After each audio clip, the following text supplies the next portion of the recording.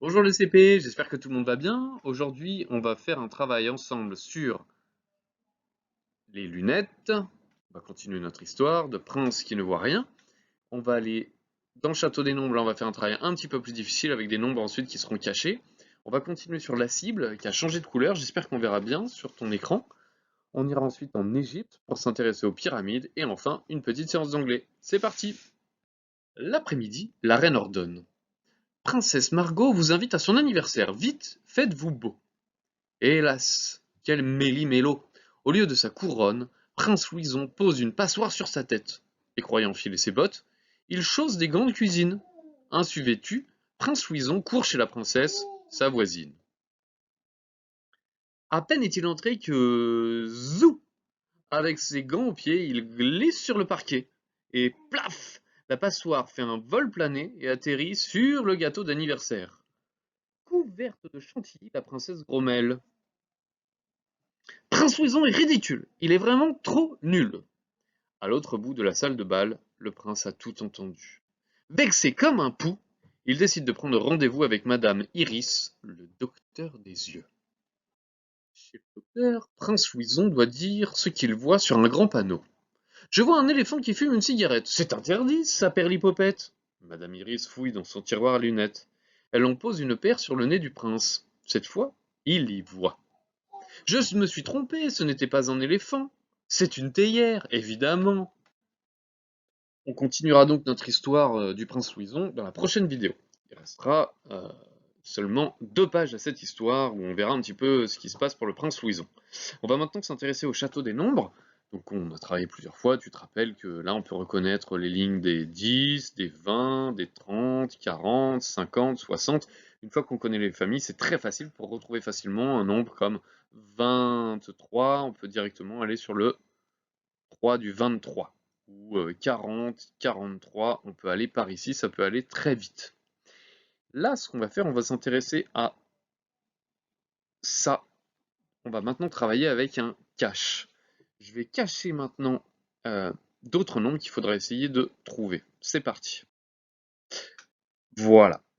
On a le nombre 20 qui est juste ici. Et moi, j'aimerais bien savoir quel est le nombre qui se situe juste à côté du 20. Si on fait 20 plus 1, sur quel nombre on arrive?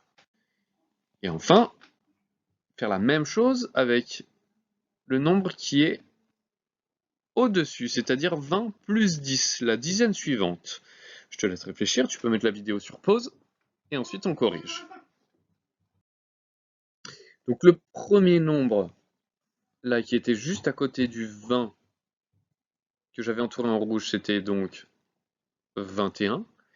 Et là, j'ai fait remonter le cache, et tu peux apercevoir le 30, qui correspondait au nombre qui était juste au-dessus. Quand on faisait 20 plus 10, on arrivait donc à 30. Bravo! Et c'est reparti pour le nombre cible. La partie qui est en noir correspond au nombre 1, et la partie qui est en rouge au nombre 10.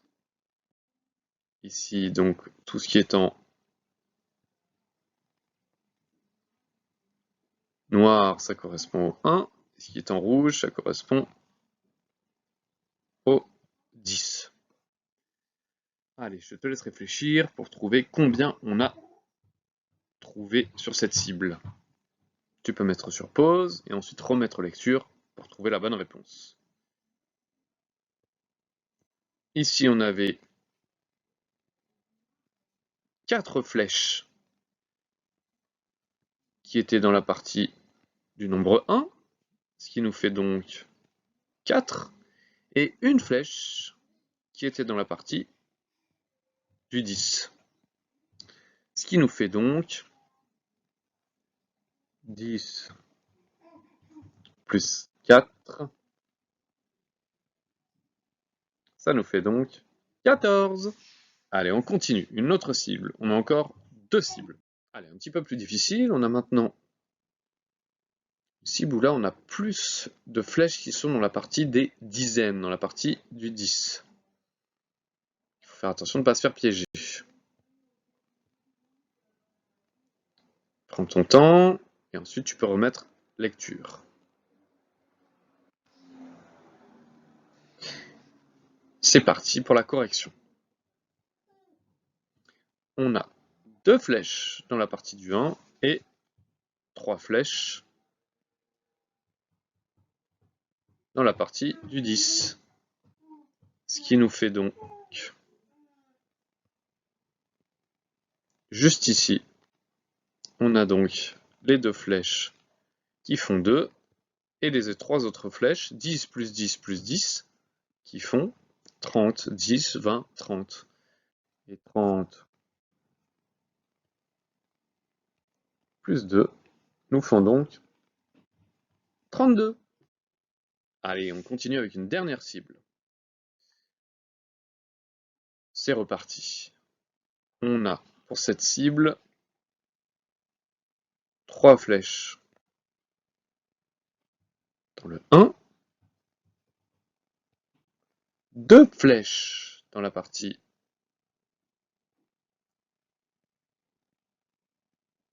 des dizaines, et maintenant compter combien ça nous fait. 3 flèches dans le 1, ça nous fait donc 3, et 2 flèches dans la partie des dizaines, ça nous fait donc 20. 20 plus 3 nous font donc 23. Allez, on continue avec un autre travail. Allez, c'est reparti sur la battle de culture générale. Là, on va partir en Afrique, le même continent que chez Zekaye. Là, on sera en Égypte et on va s'intéresser à un monument très célèbre. Ce sont les pyramides. Ce sont les pyramides de Gizeh. Une pyramide, là c'est un petit peu compliqué, c'est plus pour les plus grands, mais ça peut quand même t'intéresser. Une pyramide, c'est fait avec une base qui est carrée et des triangles, 4 triangles qui sont sur les côtés. Et ces 5 faces forment une pyramide. Ça, c'est pas du tout pour retenir, c'est compliqué et on le verra vraiment plus tard à l'école. On continue pour expliquer à quoi servaient ces pyramides. Ces pyramides, elles ont été construites il y a très longtemps, il y a des milliers d'années, pour offrir un tombeau, c'est-à-dire l'endroit où seront enterrés les pharaons. Les pharaons, ça pouvait être des hommes, mais aussi des femmes, comme cette femme qui était, on ne disait pas une pharaone, on disait une reine, c'était la reine d'Égypte qui s'appelait Cléopâtre. Tu as peut-être déjà entendu son nom.